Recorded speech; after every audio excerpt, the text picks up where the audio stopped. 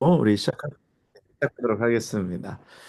고맙고 감사하신 아버지 하나님, 하나님 아버지 은혜를 이 시간 감사합니다. 오늘 이 밤에도 저희가 줌 제자 훈련 성경 공부로 하나님 저희가 모였습니다. 하나님 이 시간을 하나님 귀하게 사용하여 주시고 정말 우리가 그리스도를 본받아 그리스도를 닮아가는 저희들 될 수 있도록 하나님 이 시간에 축복하여 주시옵시고 정말 우리를 부르신 그 부르심에 어, 소명과 또 우리를 보내시는 사명 잘 감당하게 하여 주시옵소서. 하나님 그러므로 정말로 이 어그러지고 흐트러지는 세상 가운데 정말 그리스도의 참 제자로 그리스도의 참 귀한 백성으로 하나님 살아갈 수 있는 저희들 되게 하여 주옵소서. 하나님 이 밤도 주께 온전히 의탁합니다. 주여 받아 주시옵소서. 예수님의 이름으로 기도하옵나이다. 아멘. 아멘. 자, 여러분 그 고린도전서 15장 6절에 보면 예수님의 부활을 경험한 사람들, 예수님의 부활을 목격한 사람들의 숫자가 나옵니다. 몇 명이라고 성경에 나오는지 아세요? 고린도전서 15장 6절 한번 찾아보세요. 고린도전서 15장 6절.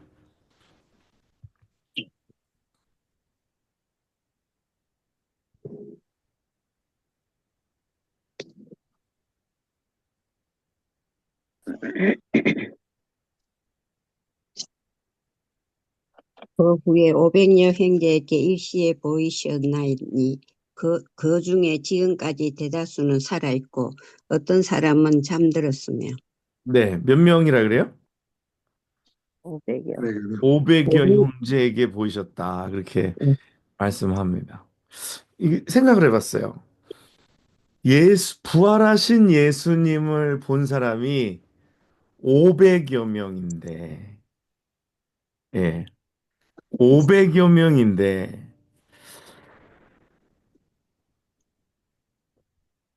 오순절 마가의 다락방에 모인 사람의 숫자는 몇 명이죠? 20명. 120명. 120. 120명. 예, 120명이죠. 예수님의 부활을 봐놓고도, 부활하신 주님을 자기들의 눈으로 봐놓고도 예수님의 명령을 따라서 마가의 다락방에 모여 기도한 사람은 120명밖에 되지 않는다. 라는 걸 생각하면, 그, 이렇게 보고서도 나머지 사람들은 순종하지 않는, 나머지 사람들은 왜 거기 있지 않았을까? 장소가 좁아서 못 왔을까?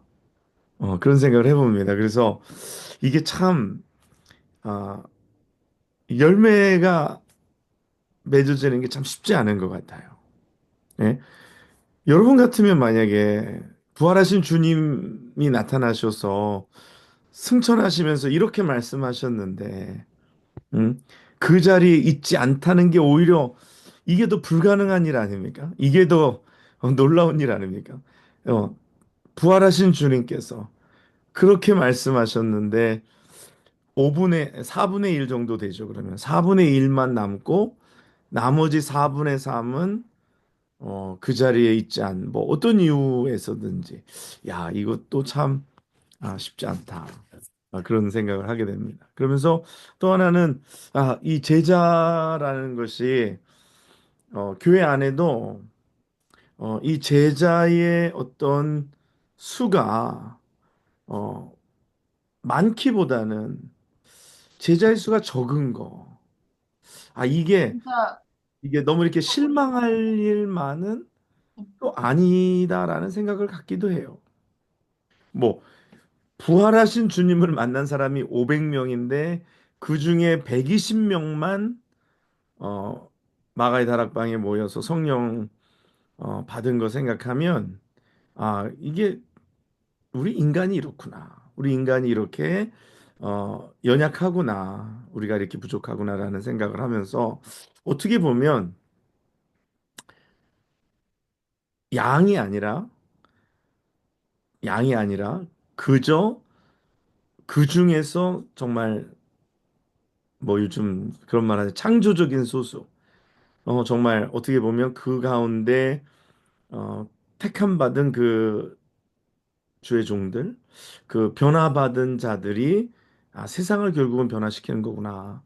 라는 생각을 하게 됩니다. 그래서 어떤 외형적인 것, 숫자에 너무 많이 이렇게 신경을 쓰다 보면, 좀 숫자에 신경을 쓰다 보면 좀 이렇게 마음에 상처를 받을 수도 있어요. 이렇게 노력하고 수고했는데 열매가 이렇게 많지 않은가 하면 실망할 게 아니라 예수님도 부활하신 몸을 500명에게 보여줬는데 120명만 마가의 다락방에 모였다는 거. 그리고 또 예수님도 12제자를 이렇게 택하시고 또 그 제자들 통해서 행하시는 거 보면 이게 제자 삼는 거는 결국은 이런 숫자적인 문제가 아니라 이런 성장의 문제가 아니라 성숙의 문제요. 또 이 택한 몇몇의 변화된 사람을 통해서 하나님께서 일하신다라는 것입니다.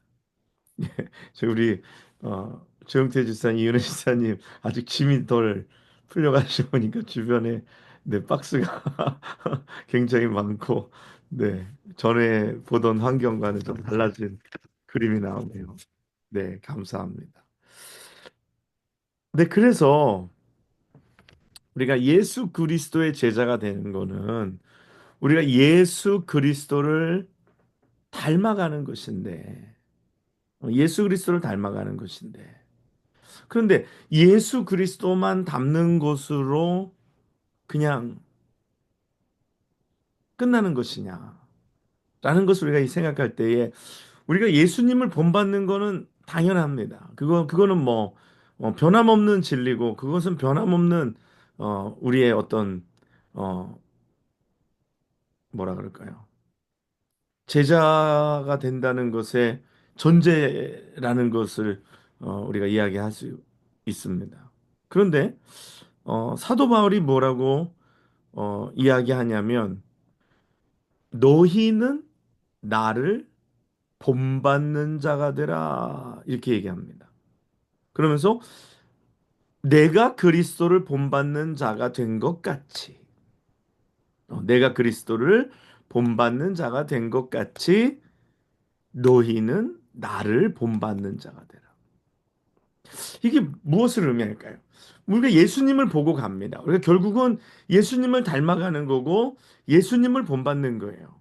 그러니까 바울이 내가 그리스도를 본받는 자가 된 것 같이. 그러면서 바울이 성도들에게 고린도 성도들에게 너희는 나를 본받는 자가 되라. 이 말씀은 우리가 예수님을 본받음과 동시에 우리의 신앙 생활에 누군가 내가 볼 수 있는 내가 본받을 수 있는 우리의 삶에 멘토가 있어야 된다. 우리의 삶에 스승이 있어야 된다. 예수님이 우리의 궁극적으로는 스승이시고 예수님이 우리가 예수님의 제자이지만 그러나 이 땅 가운데 살아가면서 내가 본받을 수 있는 누군가가 있어야 한다라는 것입니다. 이해되세요? 그래서 그게 뭐 선생님이 될 수도 있고 또 목사님이 될 수가 있고 또 부모가 될 수가 있고 아니면 교회의 믿음의 선배가 될 수 있어요. 신앙의 선배가 될 수 있어요. 그래서 오늘도 제가 청소년들의 어떤 인식, 신앙의 어떤 어 인식과 뭐 여러 가지 문화와 신앙에 대한 설문조사를 저희 청소년센터에서 한국에 있는 목회 데이터 연구소에다 의뢰를 해서 우리 미국에 있는 또 특별히 뉴욕에 있는 우리 청소년들을 대상으로 설문조사를 저희가 실시했었습니다. 근데 이 실시한 그 내용을 바탕으로 우리 청소년들이 어떤 영향을 받고 어떤 삶을 사는지에 대한 이런 데이터를 저희가 받아봤습니다. 그래서 이게 뭐 무료로 하는 게 아니라 이 목회 데이터 연구소라는 곳에다가 이제 의뢰를 하고 또 거기에 맞는 또 비용을 지불하고 하는 뭐 거의 최초로 이 미주 지역에서 최초로 한인들의 실태를 조사한 거였거든요. 근데 이 청소년들이 누구에게 가장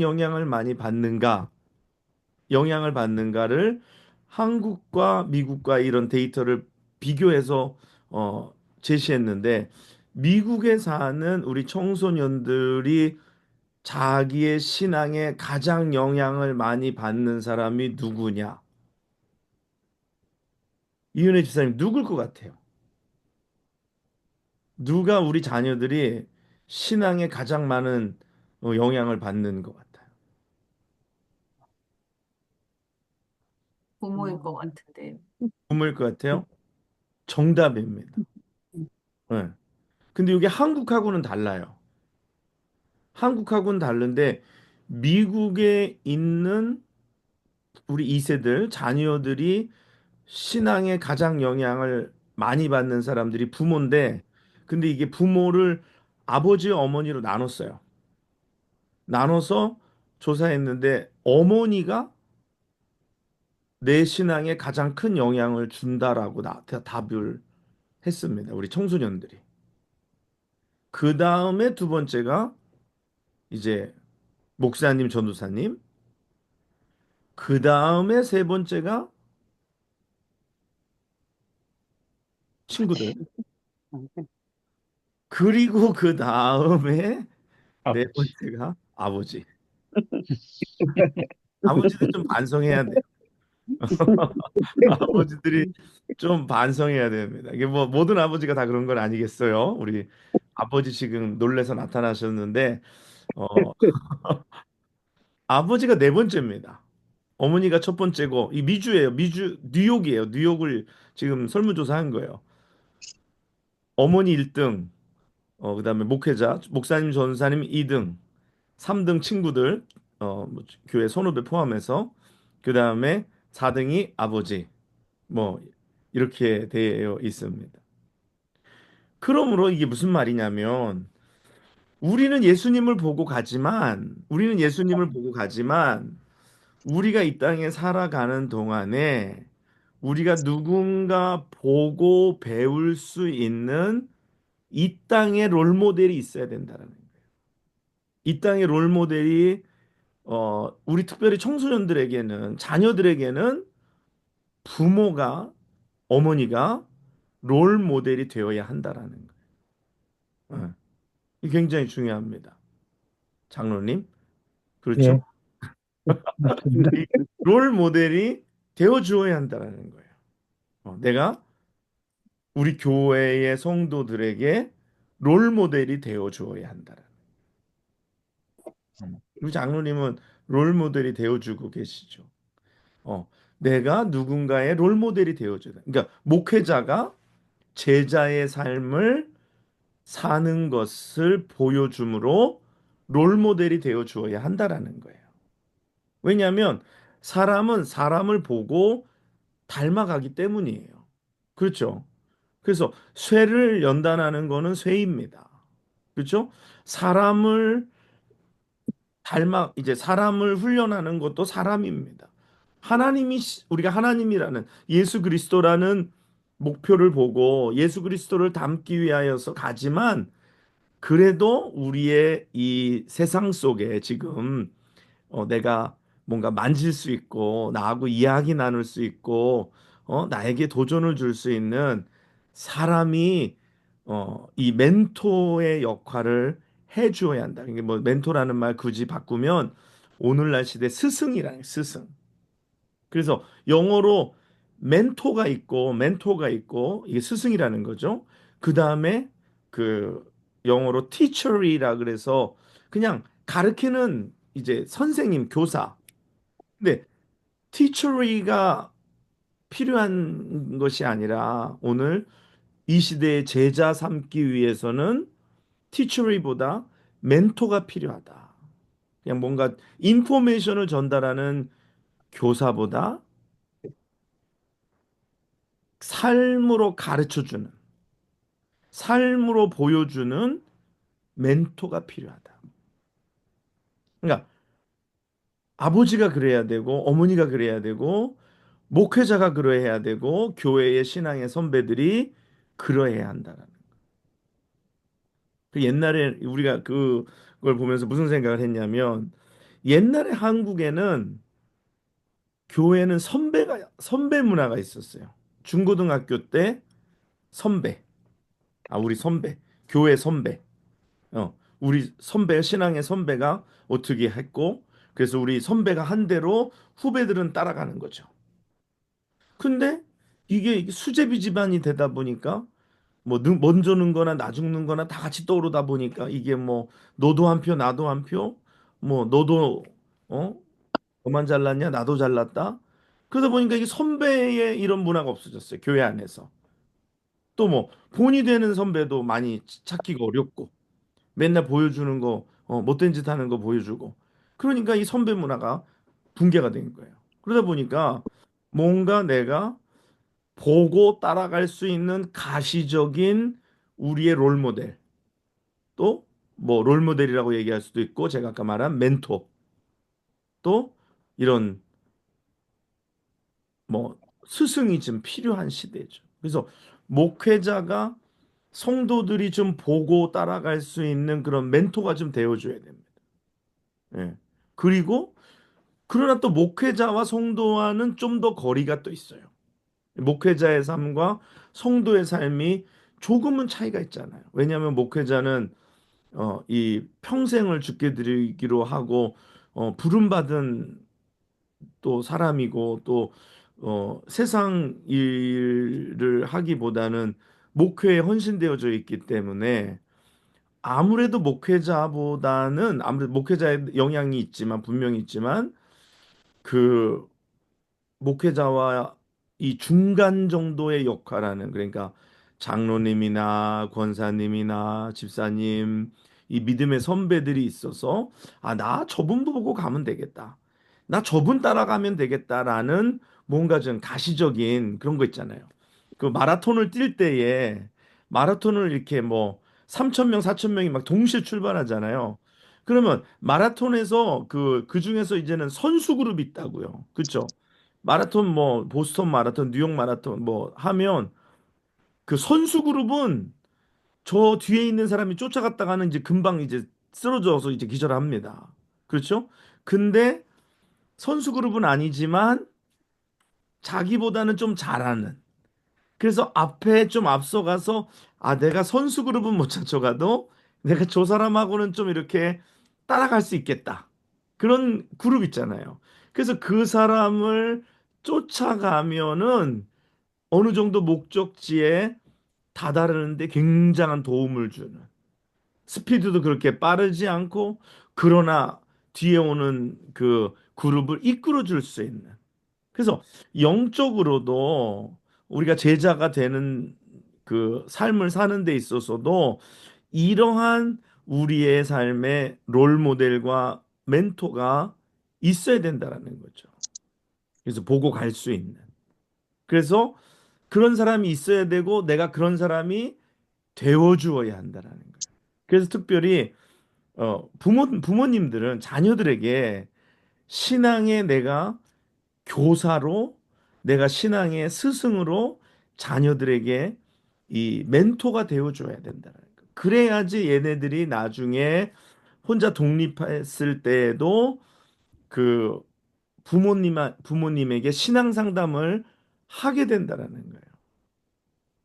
이럴 땐 어떻게 하면 좋을까요?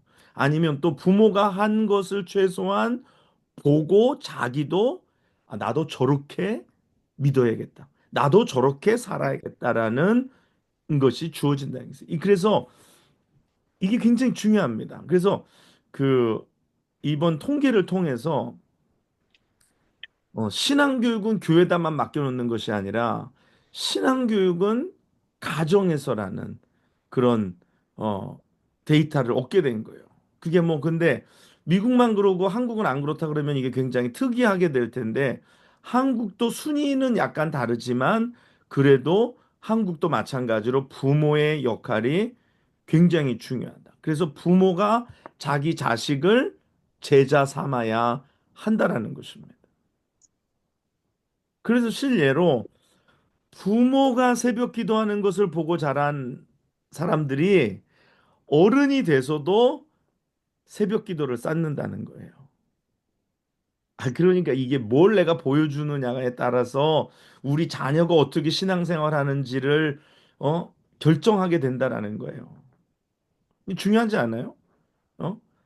기도하는 모습을 본 자녀가 부모가 돼서 이게 설문조사를 요즘은 뭐 빅데이터 싸움인데 오늘 그 어른들 가운데 이제 조사를 해보니까 지금 내가 새벽기도 합니까 안 합니까? 합니다. 그러면 나의 부모님은 새벽기도를 했습니까 안 했습니까? 라고 할 때 새벽기도를 한 부모님의 자녀가 새벽기도를 하더라라는 거예요.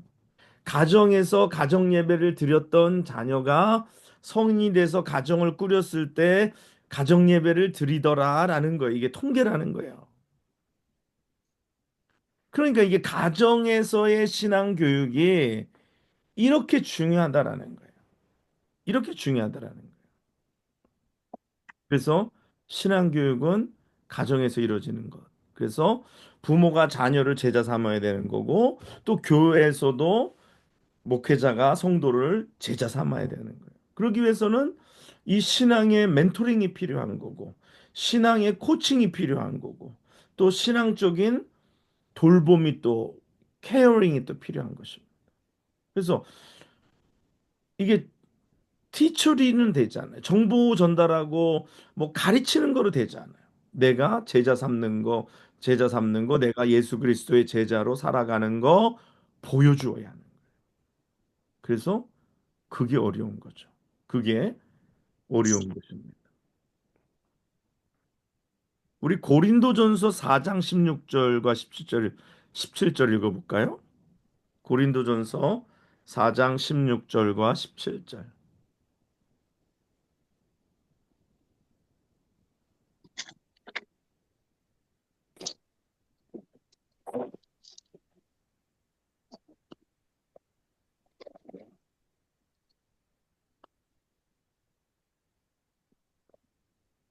네, 찾으신 분 읽어주세요.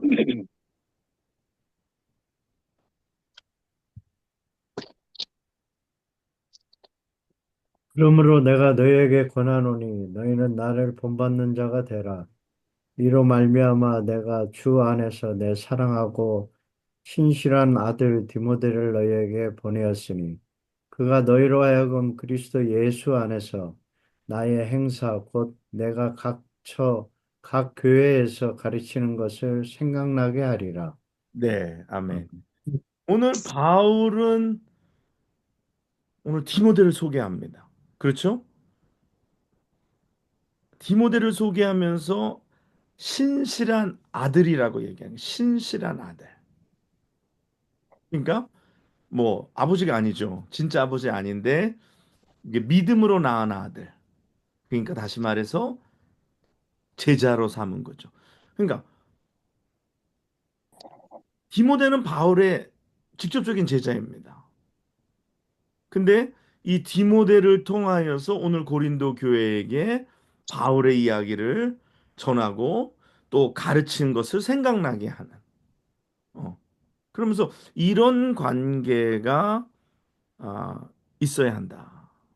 그래서 교회에 우리 이제 여기 장로님, 권사님들, 집사님들, 여기 목사님들, 뭐 사모님들, 내가 누군가가 나를 보고 쫓아올 수 있도록 내가 신앙생활을 해야 된다. 내가 예수 그리스도의 제자가 돼야 된다. 내가 그리스도를 본받아야 된다. 그러니까 이게 좋은 선순환은 뭐냐면 위에서 그렇게 보여주고 그 다음 세대가 그렇게 하고 또 그 다음 세대가 또 본을 보이고 또 그 다음 세대가 그것을 따라하고 그러면 이것이 이어지는 것입니다. 이어지는 것. 그래서 어, 무슨 이야기를 하냐면 신앙을 신앙을 유산으로 물려주는 것을 넘어서 신앙을 전수해야 한다. 전수해야 한다. 여러분 유산을 물려주는 것과 전수의 차이점을 여러분 알 수 있으시겠어요? 유산을 물려주는 거는 그 자녀들이 잘했거나 못했거나 받는 것입니다. 그렇죠? 근데 전수하는 건 뭐예요? 뭐 어떤 때 전수라는 말을 씁니까? 아, 전수한다. 뭘 전수한다. 어떨 때 전수한다는 말을 써요? 저기 김창숙 사모님, 어쩔 때 전수한다는 말을 씁니까, 우리가? 어, 자기의 그 분야에서 최고일 때 그 최고를 밑에 사람에게 그렇죠. 가르쳐줘요. 네, 맞습니다. 그래서 비법을 전수하는 거죠. 네, 그렇죠. 비법. 예. 네, 비법을 전수하고 뭐 장인이 뭐 우동을 만드는 기술이 있는데 뭐 반죽하고 뭐 이 물 배합이며 이거 하는데 비법을 전수하는 거예요. 이제 그 전수하는 건 뭐예요? 여기 티칭이 들어가요. 그렇죠? 티칭이 들어가고 코칭이 들어가고 훈련이 들어가고 트레이닝이 들어가고 그렇죠? 근데 내가 실력이 없는데 전수할 수 있나요? 아, 그거는 불가능하죠. 내가 내가 전문가여야 되는 거예요. 내가 실력자여야 하는 거예요. 그렇죠? 내가 그거의 달인이어야지 전수할 수 있고 전수 받으러 오지. 무슨 뭐 라면 하나도 못 끓이는데 무슨 뭘 어떻게 전수를 받아요? 그렇죠? 신앙은 그래서 믿음은 유산도 되지만 그건 소극적인 의미고 우리가 전수해야 된다. 그래서 우리 자녀들에게 가르쳐야 된다. 예? 가르쳐야 된다. 그래서 좋은 목사는 뭐냐, 나쁜 목사는 뭐냐면 자기 혼자만 신앙생활 잘하는 사람이에요. 예? 자기 혼자만 신앙생활 잘하고 자기 혼자만 하나님 앞에서 인정받고 성도들은 아무것도 거둘 것이 없고 뭔가 전수받지 못하고 왜 그런 거 있잖아요. 식당에 갔는데 맨날 물 나르는 것만 시키고 물 쏘는 것만 시키는데 비법을 가르쳐 주지 않는 거예요. 비법을 전수해 주지 않는 거예요. 그러면 거기서 나와야 되는 거예요. 허송세월할 거 없이. 물론 어깨너머로 배우겠죠. 어깨너머로 배우는 게 있는데 그거 갖고 안 돼. 비법을 전수를 받아야 돼. 그렇죠? 그러니까 목회자도 그래서 내가 이게 나쁜 목사라 그랬어요. 이게 좋은 일하는 나쁜 목사라 그랬어요. 그게 뭐냐면 좋은 일하는 나쁜 목사는 자기는 이제 잘 믿어. 자기는 잘 믿고 하나님 앞에서 뭐 이렇게도 하고 저렇게도 하고 헌신하고 충성하고 순종하는데 이게 나쁜 목사가 되는 게 뭐냐면 이걸 전수하지 않는 거예요. 성도들에게 전수해야 돼요. 일단 가르쳐야 되고 티칭이 있어야 되고요. 코칭이 있어야 되고요. 티칭은 일단 이게 위에서 아래로 전달하는 겁니다. 어, 약간 상하이 해당돼요. 위에서 아래로 전달해요. 그 다음에 코칭은 같은 레벨입니다. 같은 레벨. 같은 레벨에 서서 이렇게 공을 던지는데 야 그렇게 던지지 말고 내가 이렇게 뭐 따라해봐 날 봐오면서 이렇게 해서 이렇게 던지는 거 아니면 또 던질 때 손을 잡아주고 야 이건 이렇게 만져서 이렇게 던지는 거야 이게 코칭이죠 그렇죠? 그 다음에 그거를 반복하는 거죠 반복하는 것을 뭐라 해요? 그건 트레이닝이라고 그럽니다 훈련하는 거예요 그래서 제자 삼는 거는 티칭 코칭 트레이닝이 들어가는 거예요 근데 여러분 이게 어서 책에서 나오는 얘기가 아니고 네, 최 목사님의 이야기예요. 그래서 이게 이루어져야지만 제자가 만들어지는 거예요. 제자가 만들어지는 거예요. 그래서 이게 제자 훈련이라는 것이 그래서 이러한 과정을 통해서 이루어져야 된다라는 거예요. 그래서 이런 교회에서 신앙생활 하면서 목사님 그리고 훈련받은 주의 성도들 통해서 이것이 계속해서 물려지고 이어지는 과정 속에서 교회가 어, 믿음의 명가가 되는 거예요. 가정이 믿음의 명가가 되는 거예요. 근데 이게 없으면은 뭐 이게 뭐 자기 마음대로 해, 자기 마음대로. 이 지속성도 없고 이게 없는 거예요.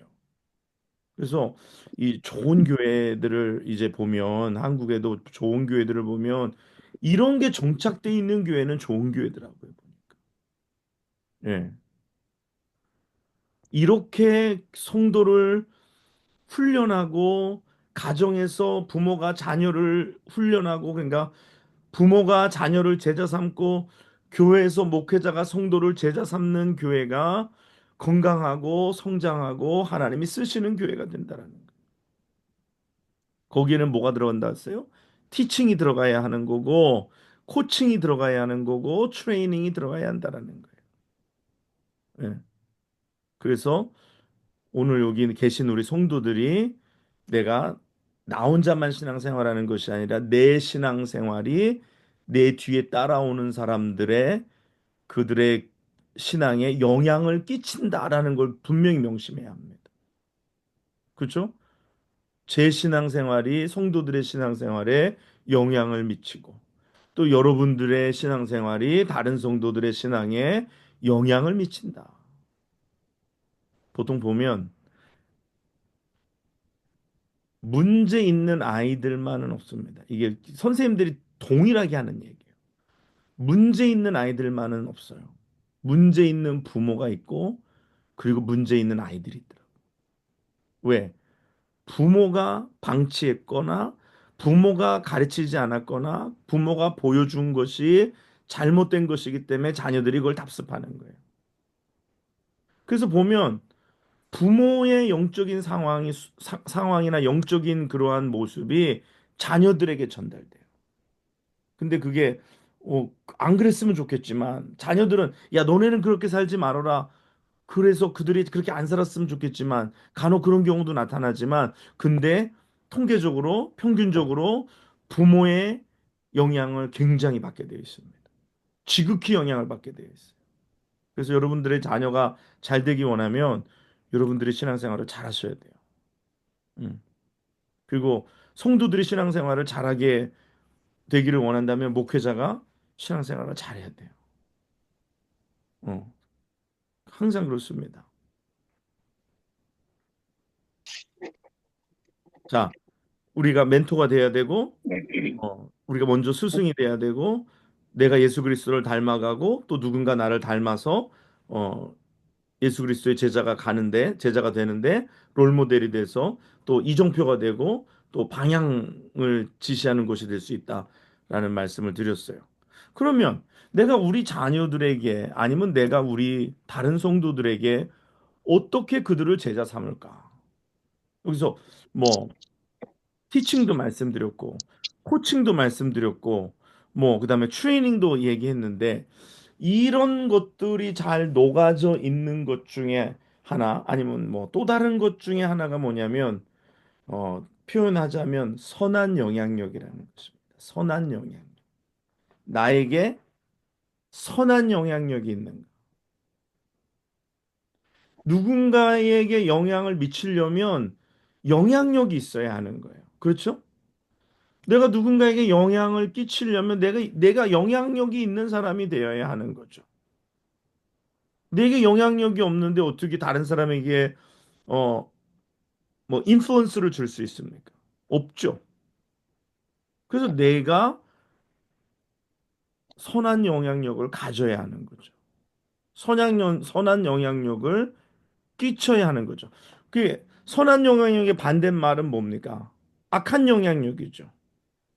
내가 잘못된 것을 보여주면 악한 영향력을 끼치는 거고, 선한 영향력을 보여주면, 끼치면 자녀들이 선한 영향을 받게 되어 있는 거예요. 그것이 그들로 하여금 제자의 삶을 살게 만드는 어, 비결이기도 합니다.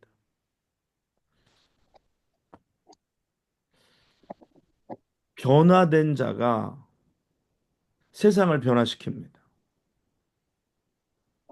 변화된 자만이 세상을 변화시킬 수가 있어요. 선한 영향력은 변화된 자에게서 나타나는 능력입니다. 내가 변화돼야지만 자녀를 변화시킬 수 있어요. 목회자가 변해야지 성도들을 변화시킬 수 있어요. 내가 변화돼야지 세상을 변화시킬 수 있어요. 선교지에 가서 어떻게 선교지에 있는 사람들을 변화시킬 수 있을까요? 내가 변화된 선교사라야만 다른 사람을 변화시킬 수 있는 거예요. 때로는 시간이 걸리고, 때로는 어, 여러 가지가 필요하지만 결국은 내가 변화되어야 한다라는 거예요. 그러면 제자는 곧 변화된 자이고, 제자는 곧 변화된 자이고, 변화된 자는 세상을 변화시키는데, 제자가 아닌 사람을 제자로 변화시키는 거고, 또 그 제자가 또 세상을 변화시키는 거예요. 이렇게 우리가 접근해 나가는 것입니다. 그러면 내가 어떤 영역에서 내가 변화되어야 하는가? 내가 어떤 영역에서 변화되어야 하는가? 오늘 이거를 우리가 한번 좀 몇 가지 우리가 한번 나눠보도록 하겠습니다. 첫 번째는 우리의 마음이 변하여야 하는 줄 믿습니다. 우리의 마음이 변하여야. 빌립보서 2장 5절 말씀 우리가 잘 아는 말씀입니다. 빌립보서 2장 5절에 뭐라고 성경은 말씀하고 있습니까? 빌립보서 2장 5절 찾아서 한번 읽어보시죠. 다 아는 말씀이지만.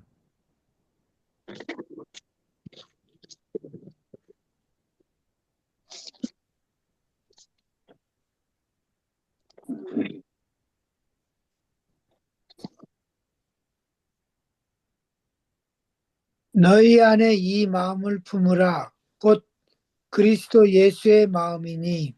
네. 이 마음을 품으라는 것. 뭐 영어 성경은 뭐라고 말하냐면 have the same mindset 이라고 얘기합니다. 오늘 우리의 마음이 변화되는 것. 오늘 이것이 선한 영향력을 끼치는 데 있어서 가장 중요한. 그래서 주님의 마음을 본받는 자. 그래서 내가 내 마음, 내 삶의 중심이죠. 내 삶의 중심이죠. 내가 이 마음이 변화돼야지 다른 사람을 변화시킬 수가 또한 있는 것입니다. 내 마음의 중심이 변화되지 않고서 다른 사람을 변화시킬 수가 없어요.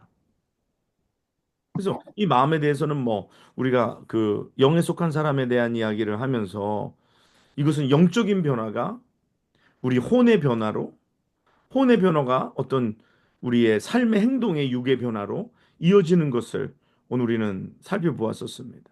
그래서 이 마음이라는 것 오늘 우리의 중심의 변화가 일어나야 된다라는 것. 그래서 변화된 마음이 굉장히 중요하다. 그리고 두 번째는요. 인격의 변화입니다. 인격의 변화. 사람을 영혼이 영혼을 만나는 것은 이제 마음의 변화를 통해서 우리가 영혼이 영혼을 만날 수 있다면 그 다음에 우리가 다음으로 사람을 만나는 것이 인격과의 만남입니다. 우리의 인격의 어떤 모습이 다른 사람에게 선한 영향력을 미치는 가장 중요한 것 중에 어떤 사람 딱 만났는데 저 영혼의 저 영에서 저 사람의 중심에서 나오는 어떠한 그러한 영향력 이건 마음의 변화입니다. 저 사람 뭔가 끌리는 사람.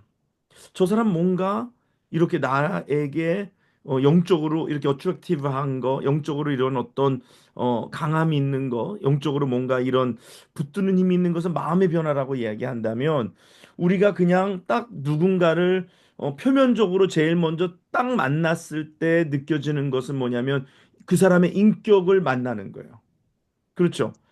이야기를 나누면 그 말 속에서 그 사람의 인격이 나오고 그 사람과 대화하고 교제하다 보면 그 사람의 인격들이 나에게 내 마음의 문을 두드리는 거예요. 그렇죠? 그리고 그 사람과 나저 사람과 교제하고 싶지 않다라는 것은 그 사람의 인격이 나로 하여금 좀 불편하게 만드는 거예요. 동의하십니까?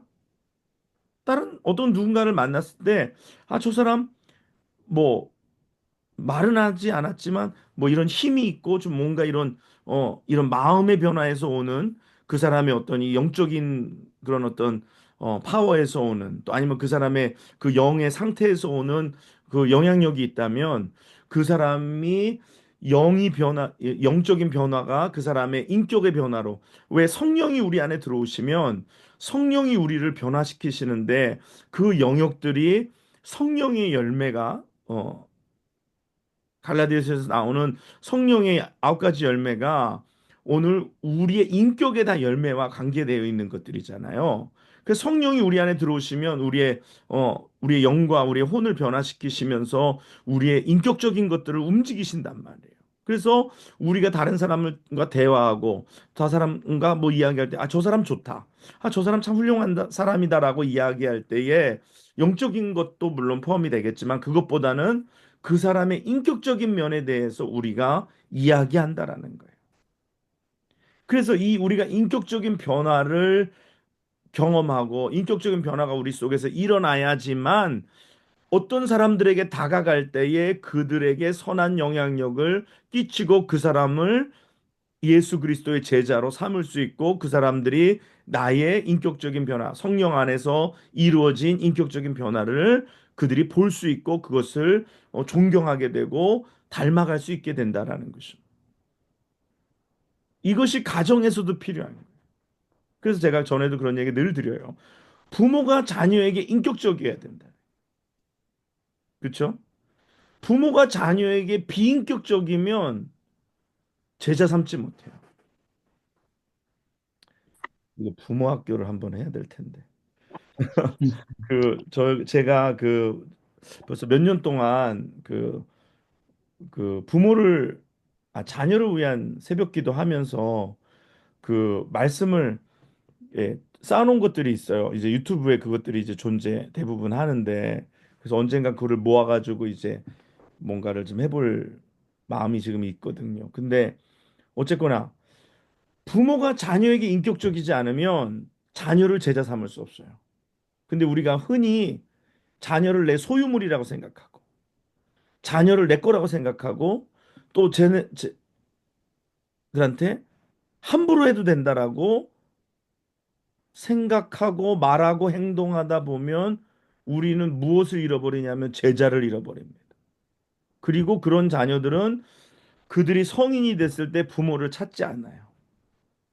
왜? 그냥 육신의 부모니까 뭐 나중에 무슨 생각이 드냐면, 아우, 내가 그냥 이 자식 된 게 죄라 부모를 그냥 겨우 어거지로 돌보는, 부모를 어거지로 의무적으로 찾는, 의무적으로 부모를 섬기는 그 의무감만 남는 거예요. 그러면 얼마나 자녀들이 불행해요. 또 그거를 마주하는 그 부모도 얼마나 불행해요. 그렇죠? 여러분들의 자녀가 여러분들 그냥 낳아주신 부모니까 그냥 어쩔 수 없어가지고 그냥 어 죽기만큼 싫어가지고 여러분들을 들여다본다고 생각해 보세요. 그러면 그건 안 되잖아요. 근데 우리 자녀가 나를 굉장히 존경하고, 나를 굉장히 사랑하고, 어? 나는 부모님을 닮고 싶어.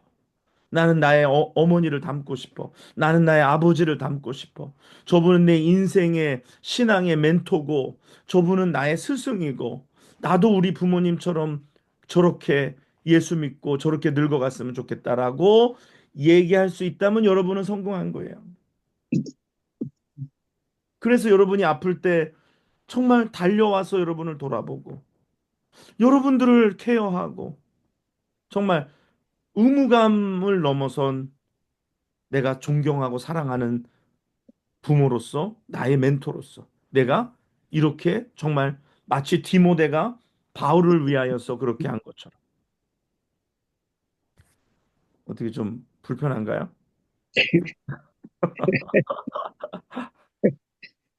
우리가 그래야 된다라고요.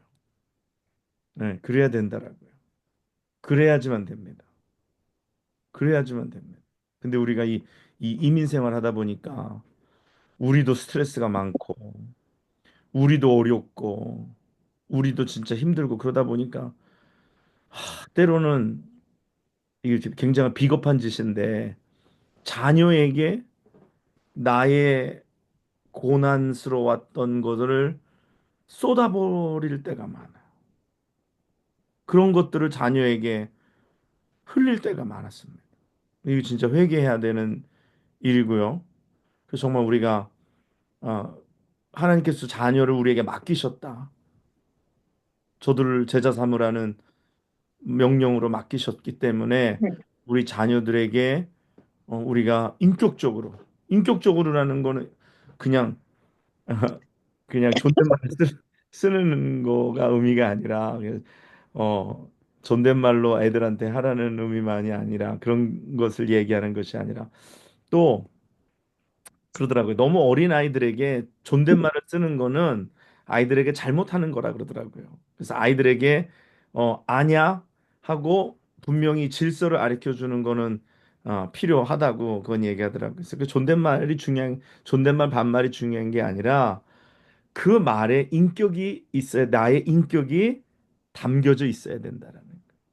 다른 성도들에게도 나의 인격이 담겨져 있어야 된다. 이게 굉장히 중요해요. 회의 시간에도 나의 인격이 담겨 있어야 돼. 근데 어떤 분들은 이렇게 회의 시간에 인격이 담겨져 있지 않은 말들을 할 때가 많아요. 무슨 말이냐면 다른 사람의 말을 막 공격을 합니다. 그러면 그 말을 한 사람이 이게 부끄러워요. 속상해요. 예. 회의할 때 말을 그렇게 하면은 그 사람들이 상처를 받잖아요. 그렇죠? 그 목사님들도 회의 때 말로 다른 목사님들 공격할 때 있어요.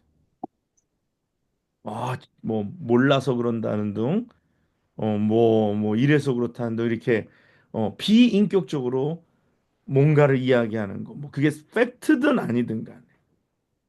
그래서 그 인격이 이게 우리 속에서 선한 영향력을 끼치는 데 있어서 어떻게 보면 내 영적인 내면의 변화가 인격의 변화라는 것을 통해서 사람들에게 딜리버리가 된다. 전달이 된다. 그러므로 내가 인격적이어야 된다.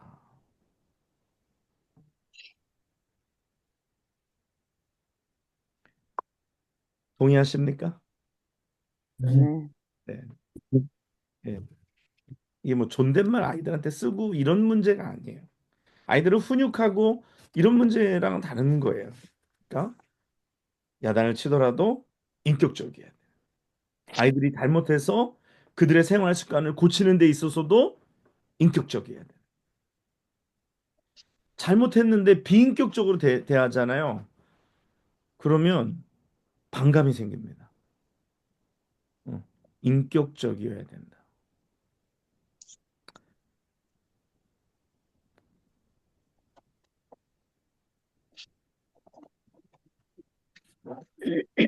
그,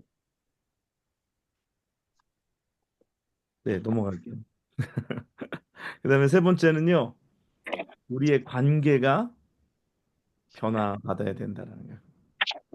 관계가 변화받아야 된다.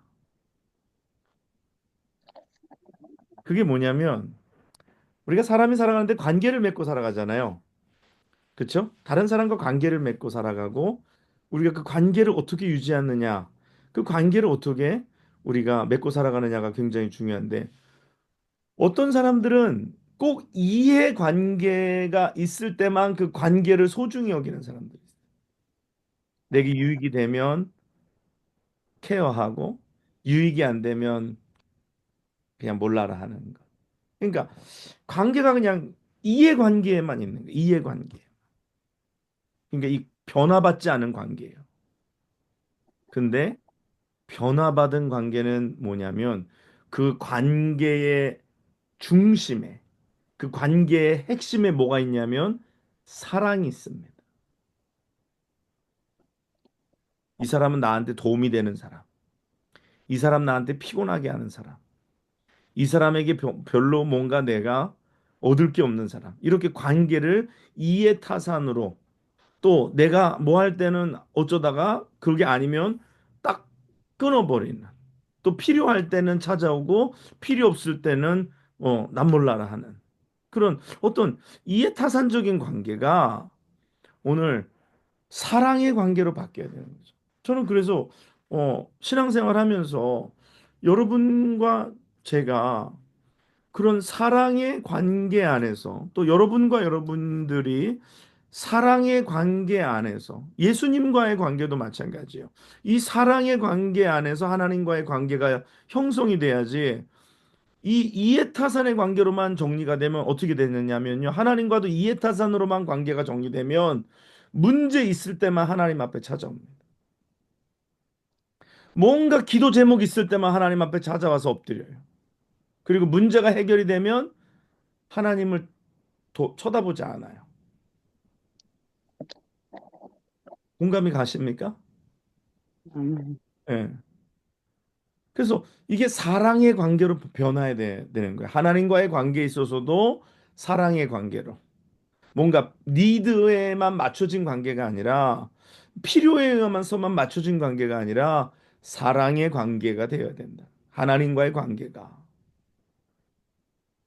그래서 기도하는 것이고, 그래서 섬기는 것이고, 그래서 충성하는 것이고, 그래서 선교하는 것이지. 그래서 선교는 하나님 사랑에 대한 반응입니다. 선교는 하나님 사랑에 대한 반응이에요. 봉사도 마찬가지예요. 하나님 사랑에 대한 반응이에요. 하나님 사랑에 대한 반응이고 형제 사랑에 대한 나의 반응입니다. 나의 움직임이에요.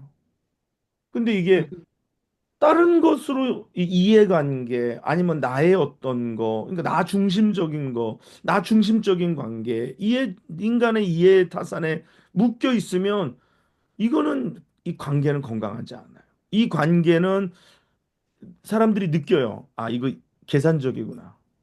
이거 이해타산적이구나. 그렇죠? 사람은 압니다. 그러나 아, 이거 사랑이구나. 사랑이구나. 만약에 제가 여러분들을 뭘 도와줘요. 뭐 도와드릴 일이 있어 도와줘요. 근데 제가 아, 이 사람은 가난하니까 도와주고 아, 이 사람은 부자니까 안 도와주고가 아니라 제가 도와드릴 때는 사랑이라는 그거 하나로 도와드리는 거예요. 만약에 아, 목사님 저 사람 뭐하러 도와줘? 저 사람 뭐 부자고 다 알아서 하는데 그렇게 얘기하면은 이게 내가 무슨 관계로 도와주는 거예요? 이게 물질적인 거에 많고 적음을 가지고서 이 사랑의 관계를 내가 그렇게 다른 쪽으로 잘못 변형시키는 거죠. 그렇죠? 아니면 아, 이 사람 나한테 도움이 되는 사람이니까 내가 도와주고 이 사람 나한테 도움이 별로 안 되는 사람이니까 안 도와주고 그런 것이 아니라는 거죠. 그래서 이 우리의 관계가 변화해야 한다. 그것이 선한 영향력을 끼치는 어, 패시지이고 통로이다라는 것이. 첫 번째 뭐가 변해야 된다 그랬어요? 마음이 변해야 된다. 우리의 마음, 두 번째는 인격, 인격, 인격이 변해야 된다 그랬어요. 세 번째는 관계, 관계, 관계가 변해야 된다. 관계. 이 예수님의 제자의 그 변화된 자가 세상을 변화시킨다 그랬고 변화된 자는 예수 그리스도의 제자라 그랬어요. 그래서 예수 그리스도의 제자가 세상을 변화시키는 거고 또 변화된 자가 또 누군가를 변화시키고 그 변화받은 누군가가 또 다른 누군가를 변화시키는 거예요. 마치 피라미드처럼 피라미드 판매망처럼 그렇게 되어 있는 거예요. 근데 이거를 세상에 판매망을 이렇게 갖고 들어와서 하는 거는 그건 잘못된 것이죠. 그렇지만 어, 예수 그리스도의 사랑이 그렇다라는 거예요.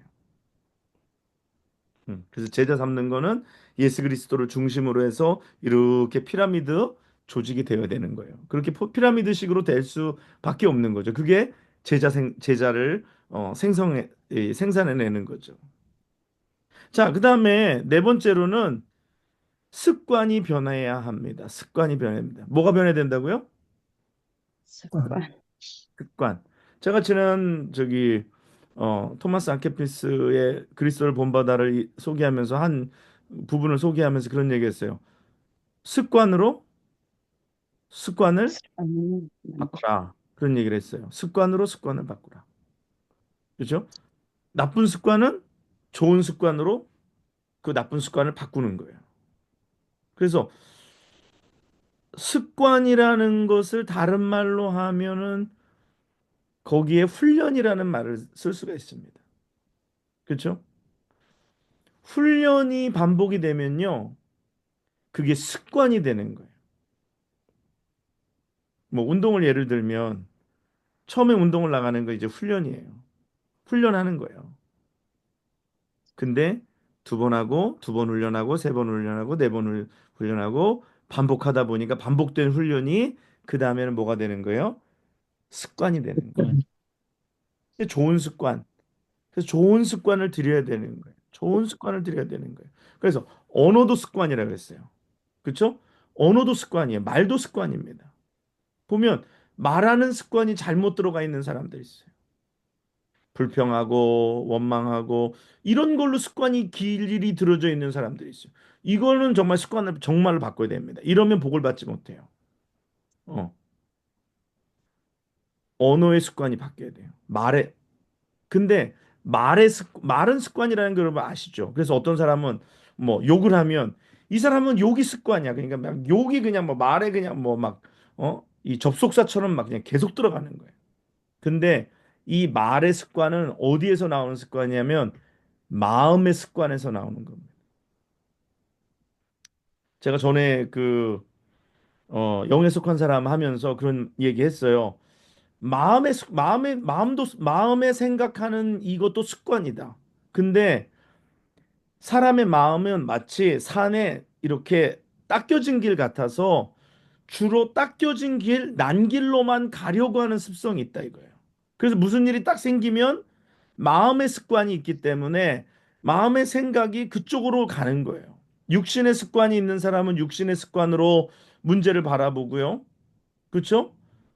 그래서 그쪽으로 가는데 새로운 습관을 이제 만들어야 되는 거예요. 그래서 옛날에 가던 길은 안 가는 거고 안 가본 길은 가게 되면 처음에는 힘들고 어렵지만 자꾸만 가다 보면 그게 길이 나고 전에 갔던 길은 안 가면 어떻게 될까요? 잡초가 자라고 뭐가 무성해지면서 그 길은 지워지게 되는 거예요. 그래서 새로운 길로 가게 되어 있는 거예요. 그래서 습관이 중요하다. 습관이 변해야 된다. 그래서 언어의 습관, 뭐 말과 언어의 습관, 생각의 습관, 마음의 습관들이 바뀌어야 되고 신앙의 습관들이 바뀌어야 되는 거예요. 그래서 기도하는 것도 이게 습관입니다. 예수님께서 기도하러 가실 때 뭐라 그래요? 습관을 쫓아 기도하러 가셨다 그래요. 우리도 기도하는 게 습관이 되어야 되는 거예요. 이게 기도하는 게 훈련이 돼야 되고 그것이 이제는 습관이 되어야 되는 거예요. 그렇게 되지 아니하면 이게 어려운 거예요.